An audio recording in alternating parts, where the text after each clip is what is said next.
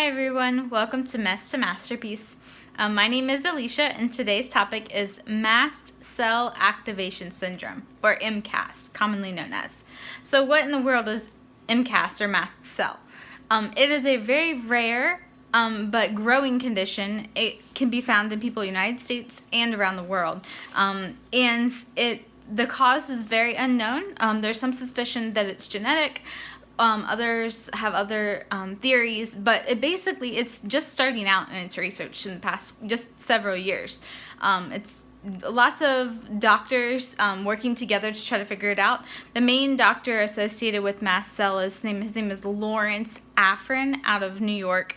Dr. Afrin has a lot of resources and research being done about mast cells. So he's your guy if you're trying to figure out more information just in general about mast cell. So what in the world is mast cell, and why are you talking about it, Alicia? I'm sure you're wondering. I am one that has Mast Cell Activation Syndrome, and so my journey started in December of 2018. I was teaching at the school in Virginia, and went after we got done for the day on a Friday, and I was going to Chick-fil-A with one of my friends. And by the end of our meal, again, a meal I had eaten thousands of times, but I was covered in hives, and it just continued to progress, and I was having trouble breathing and had to take a bunch of Benadryl and just did not feel good. And so after an urgent care visit, and then it's having several other reactions similar to that, they kept telling me, oh, it's just a freak thing, it won't happen again. Well, it did happen again, unfortunately, and just a couple of days later. And so after being given an EpiPen from a coworker and going to the ER, we met this incredible doctor, and that's a total God story too, the fact that he was even there. He was from Arizona and in this little hospital in Grundy, Virginia, which was pretty crazy cool. But he was like, oh my gosh, you have mast cell. And I was honestly very scared when he said that, because didn't know what it was, and it kind of sounds pretty scary. But he basically explained that it occurs at the cellular level. So it's similar to cancer in that sense, that it's occurring at that cellular level, but it's not cancer. And so with various stimuli can set the cells off, and they just kind of go crazy pretty much. Whether it's food, for some people it's chemicals, other environmental stimuli, but they release too many chemicals, the mediators, and so it causes this allergic reaction. It makes you think, that the body feels like it's allergic to life, which is pretty crazy, and it's definitely really, really scary to experience the first time, and even afterward, because all reactions are different. So this can cause symptoms across organ systems. And I know, as I've been in the medical world, lots of different doctors and hospitals and things, this can cause some doctors to, be skeptical, or I've even been told that I'm crazy because it does occur across organ systems. But that's just the crazy thing about mast cell. And one of the things that I had to get used to when I was diagnosed is I'm a very black and white person, but mast cell has a lot of gray area. Part of the reason is because it is so different for everybody, and it can manifest in so many different ways. But also with the research just continuing to develop, that's another thing. But what are the general symptoms that occur with mast cell? Mine started off in my skin, and so you can have hives, itching rashes, flushing. My face would turn bright red. I know my girls in the hall they'd be like, oh my gosh, ma'am, you're really hot. And it wasn't that I was hot temperature wise, it was just my body's reaction to what was going on outside. It can also cause GI problems, diarrhea, cramping, also vomiting. You just feel very nauseous. I still just don't feel very good at all. It definitely affects your heart. And so with these reactions, a lot of the times people will have elevated heart rates, or it can stay elevated, called tachycardia. That's very common. And then with reactions your blood pressure might bottom out. So for example, that's one of the things that I have, and I'll talk more about that with anaphylaxis. But so heart problems, blood pressure issues, that can definitely be one. And generally speaking, that brings lightheadedness as well. Also respiratory problems. So mine went from my skin, my mast cell issues started with my skin, and then they jumped to my respiratory tract and started causing wheezing, coughing, all kinds of other problems. It was crazy. It was like one day I woke up and I was a runner and, a very, very active person, loved climbing trails and things like that. And then I couldn't even walk across the parking lot to go to church. It was very very odd and scary when I was going through it. And so it's not like that for everyone, but for me, it was definitely, my onset was very fast. Also, it can cause neurological issues. That's one thing that I'm just recently experiencing. So brain fog, memory issues, muscle weakness, bone pain. Those are some of just the basic symptoms of mast cell. And so if you have your, if you're thinking, oh, that sounds like me, then I recommend first off that you get to a doctor. That's kind of, and I'll kind of explain my journey too. So initially, I go to the ER and this doctor's like, hey, you have mast cell. And I was like, oh, great. That's, thrilled.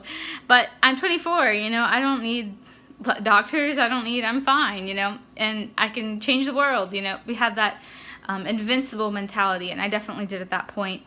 And so I didn't do anything, and a couple weeks went by, more reactions, and then I actually spoke with my nutritionist, and she was like, oh my gosh, you have mast cell. And I thought I had been working with her years prior and had started developing kind of weird allergies every couple of months, just growing number of allergies. But then after just talking with her, she's like, yeah, you've got mast cell. So again, I was like, oh, I know I'm fine. It's all good. I'm 24, nothing's wrong. But it continued to get south, I just continued going south. And so I ended up getting online and finding a specialist. At that time, it was in Roanoke. And so wherever you might be listening to this, if you think you have mast cell, I would recommend that you get online. They have lots of different Facebook groups that will recommend different doctors.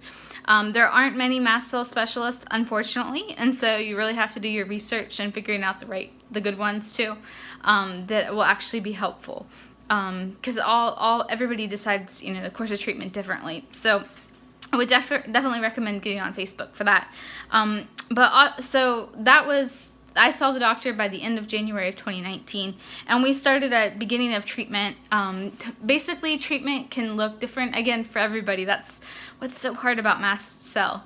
And the triggers are also very different for everybody, like I'll explain in a minute.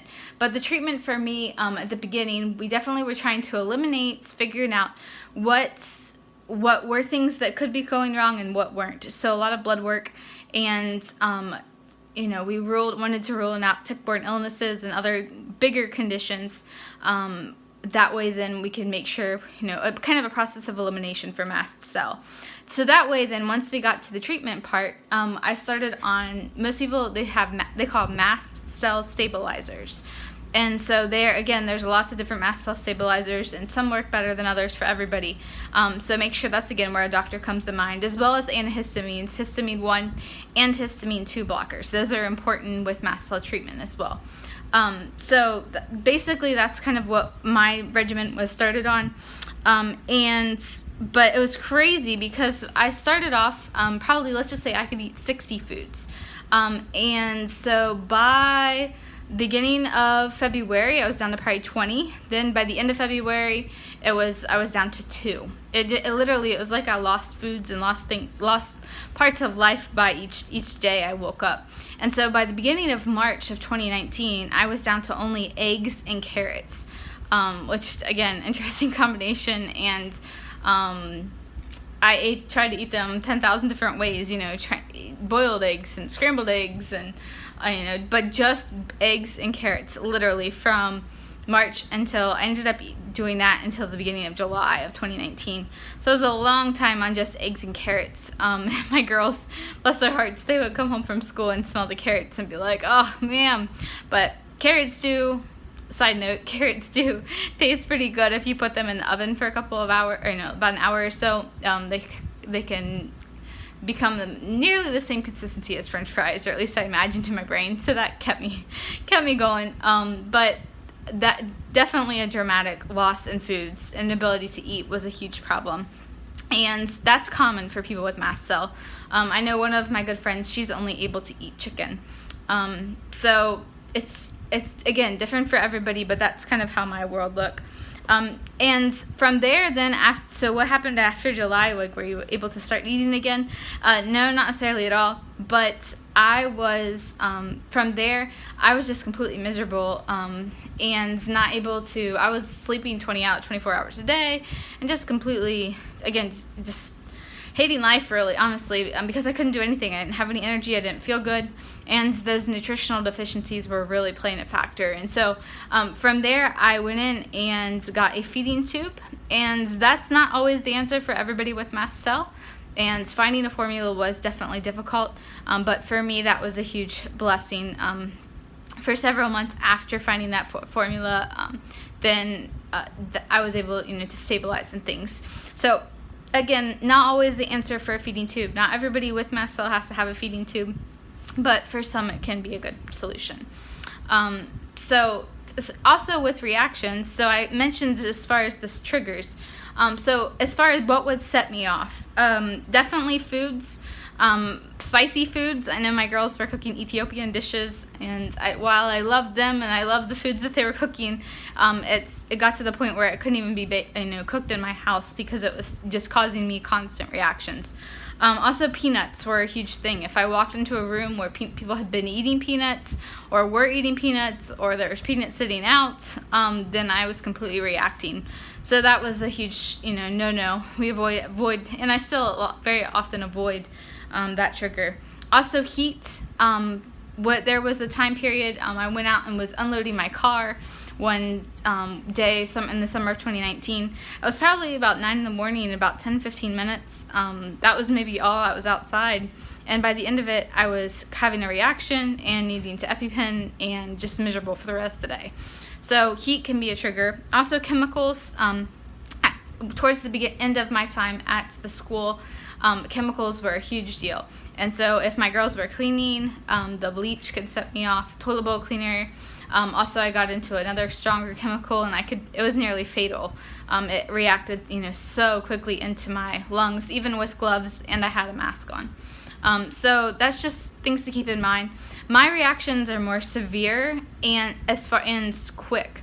So it's not like that for everybody, but my good friend, she has nearly like a constant reaction. So it's mild, but it's just constant. Mine are severe and immediate, but again, it's different for everybody. So that's just a little bit light into my world of mast cell. Hopefully it answers some questions. Again, for me, it was just kind of like a light switch that flipped on one day. That has changed my world dramatically, for sure. And it's hard. And as I was trying to even think about making a video of mast cell, it's just trying to figure out where to even start, because there's just so much. So hopefully I've gotten a lot of your questions answered. But if you do have more questions, or you just want to know more, please feel free to message me or email me, reach out. I would love to be a help to you, or if you think you might have mast cell, or if you do, again, would love to be a resource to you and pray for you, because I really do know the struggle of just how much it really affects you, and not only you, but the lives of those that you love. And it can be so difficult, and trying to understand just this world that is so scary and it's so great with so many unknowns for you and for those that you love.